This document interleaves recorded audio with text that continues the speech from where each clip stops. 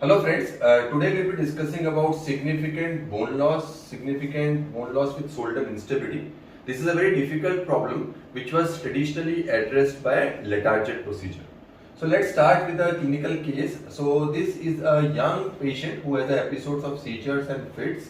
He is around 30 years of age and he is having number of dislocations, probably 15 to 20 episodes of dislocation, due to which he has got a significant bone loss on the anterior aspect of the shoulder. And you can see that there is a small bone fragment as well. So there is a small bony Bankart kind of a lesion with flattening of the anterior neck of the glenoid, and this is also associated with a significant Hill-Sachs lesion which is also engaging. If you see the Hill-Sachs lesions carefully, you can see that the Hill-Sachs lesion is sort of a double Hill-Sachs lesion with two curvatures. So overall it's a very bad case. On CT examination you can see that there is a sort of an inverted pier sort of appearance. You can see that out of the sphere almost 17 to 18% of bone loss is there, which is also accompanied by a coexisting comorbidity of epilepsy and seizures.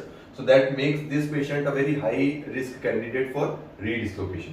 So we need to do something else in this patient as compared to our standard Bankart and Remplissage procedure, because if you do a sort of a Bankart or Remplissage procedure in this particular patient, you will have a little higher incidence of recurrence. So let's see the other images.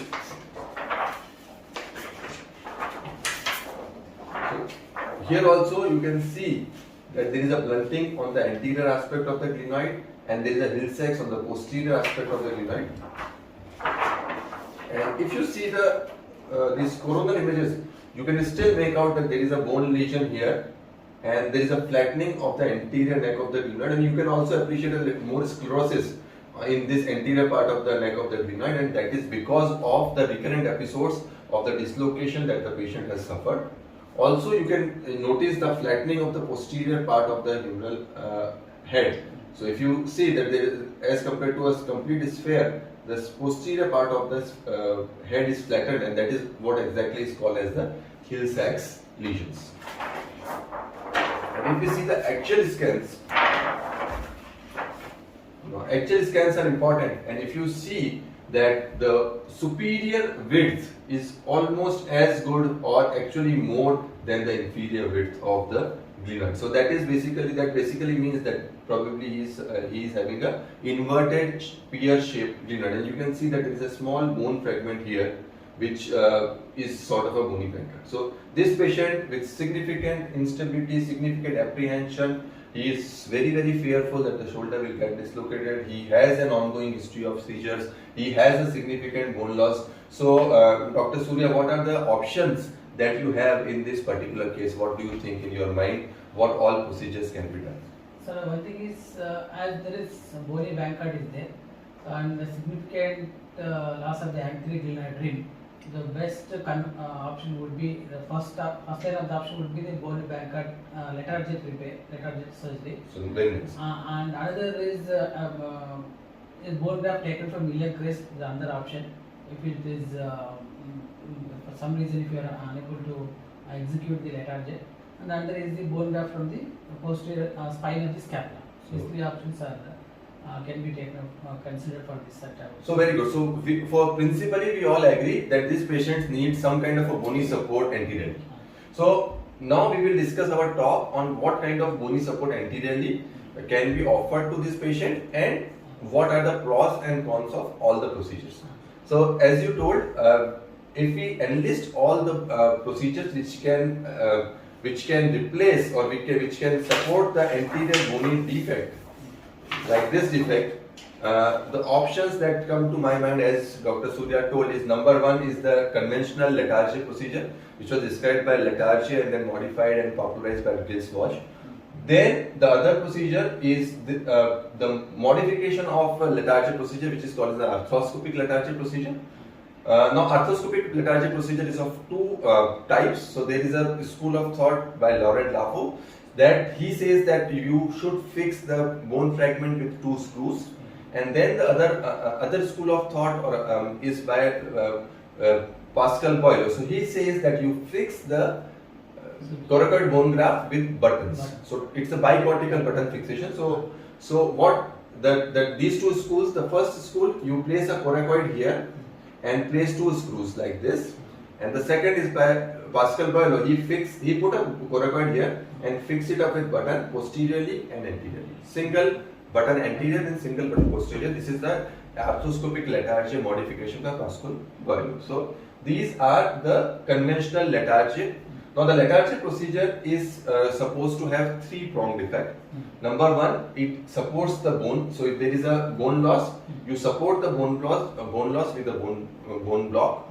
Number two is you create a sling-like effect of the conjoint tendon. That is a short hand of biceps, and that will actually help in reducing the dislocation in a thrower's position. That is up postulation.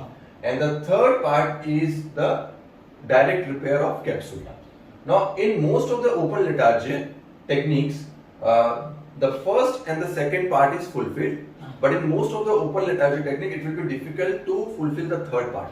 Because the capsular repair is usually very difficult in open Latarjet. So there are two variants. So they say that you leave a sleeve of coracoacromial ligament and sleeve it back to the capsule.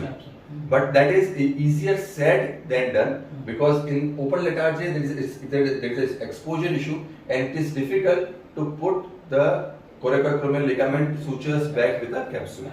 Also, the shortcoming is you will not be able to repair the capsule or the Bankart repair.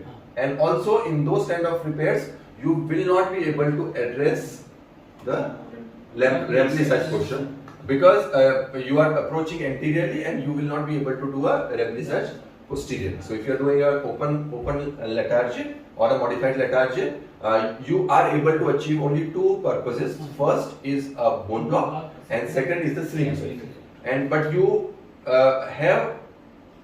you cannot achieve a proper Bankart repair and a proper remplissage. That is basically a shortcoming of the open Latarjet technique, owing to which there are more chances of, because what happens is, because we put a coracoid here and we are not able to cover the capsule or we are not able to cover the labrum over it, so that leads to increased chances of osteoarthritis, because this is not a cartilage, this is particular is absolutely a bone, and occasionally the screw heads may also be prominent.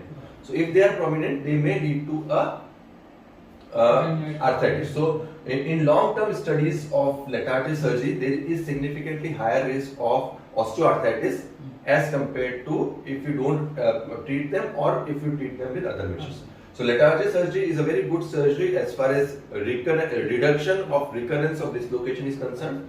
So if you do a Latarjet, the recurrence of dislocation will be very less, but the other problems that are associated with Latarjet procedures are a higher risk of osteoarthritis, and intraoperatively also you can have a little higher incidence of complications, like you can have an axillary and musculocutaneous nerve injury, renal injury, etc. So intraoperatively more chances of nerve related complication.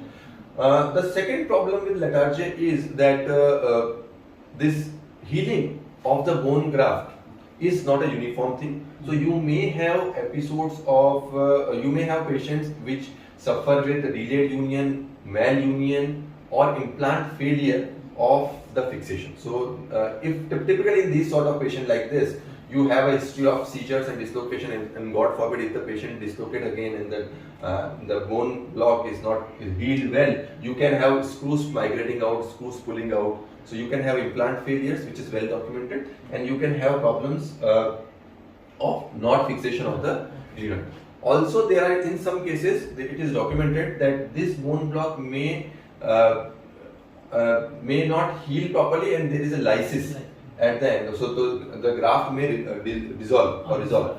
So that is also one issue, and that is based on the Wolff law. So it is said that if this graft is very big, then you have a higher chances of graft resolution as compared to if the graft is small. So these are the things that are against the conventional Latarjet procedure. Now the same things also held well for the arthroscopic lethargy. If you are doing arthroscopic lethargy, these are the same pros and cons.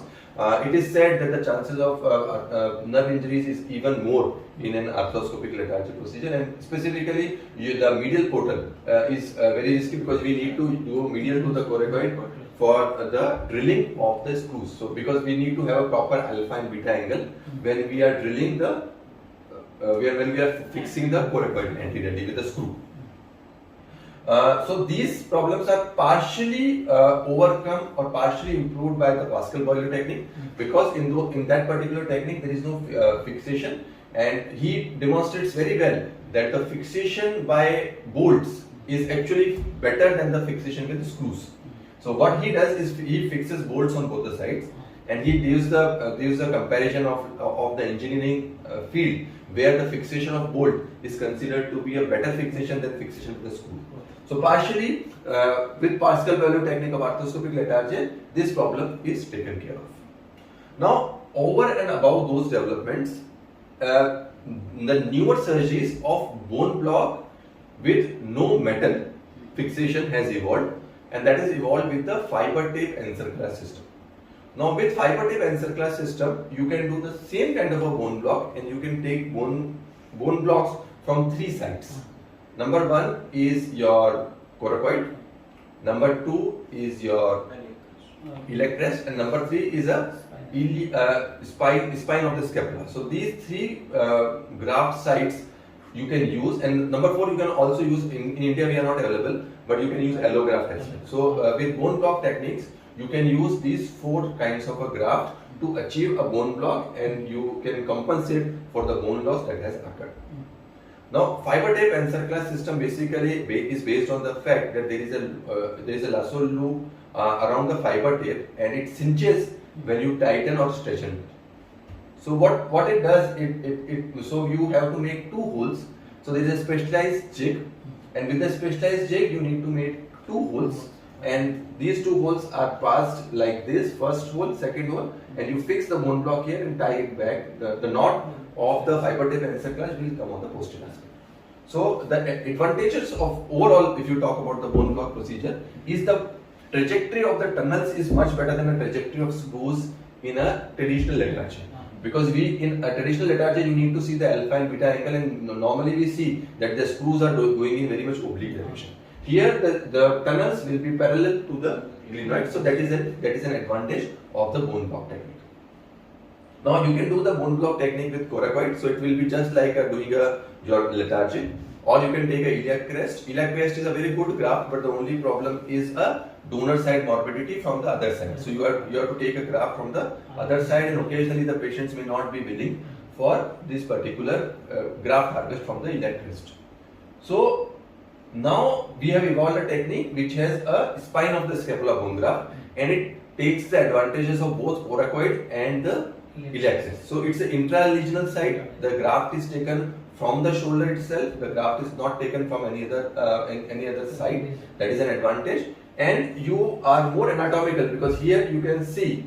So now we will discuss a case in which we have done a arthroscopic bone block with a scapular spine. So here you can see that this is the post-op CT of this particular patient, the same patient, and you can see, if you see the posterior part of the glenoid, you can see the two holes on the posterior part of the glenoid, and which are very much perpendicular to the glenoid. We'll see the axial images as well.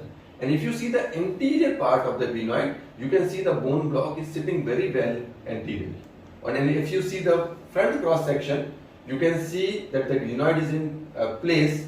You have a bone block which is well fixed on the anterior and inferior part. You can see a button here, and we will come to why we use a button. And you can see the original bone fragment, the bone graft fragment, which is also there. And then you can see small holes, 1, 2, 3, and 4 here, which are actually the fixation point of the bent. So what we have done is we have done a bone block procedure, and along with a remplissage procedure, along with a Benkart procedure with a lateral repair. So this procedure in all will cover the bone loss, will cover the soft tissue labrum problem, and will cover the Hill-Sachs problem. and this will also make the graft, the bone graft which we have put extra-articularly. So the chances of any arthritis, osteoarthritis is reduced. So, and if you can see here, you can see that this is the area from where we have taken the spine of this scapular grafts, and this is usually at the prominent trajectory, and this is about 3 to 4 centimeter lateral to the medial border of the scapula. And why this? Because at this portion we will get the thickest portion of the graft. So this, you can see that the perfect size of the graft is taken from here, and the perfect size of graft is implanted here, and which is well fixed on this plug. So if we see the axial scans here,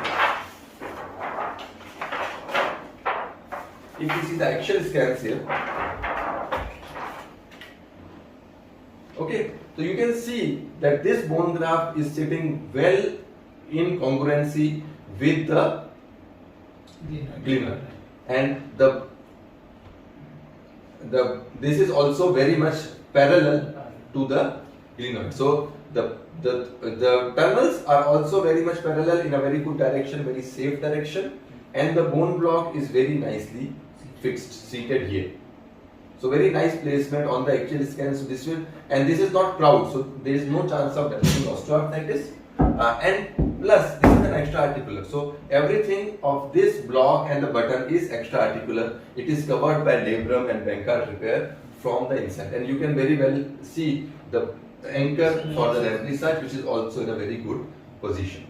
Also, you can appreciate that the small bone fragment, which was actually the bone block or the bony Bankart fragment, is also there, and this actually is inside the soft tissue Bankart. So it will look like that this is an extra articular or inter-articular loose body, but actually in practicality it is covered by the labrum, and it is a part of the bumper that is made anteriorly. The other advantage is because we have done a good labral repair, and the mechanism of failure of labrum repair is a Elbster lesion.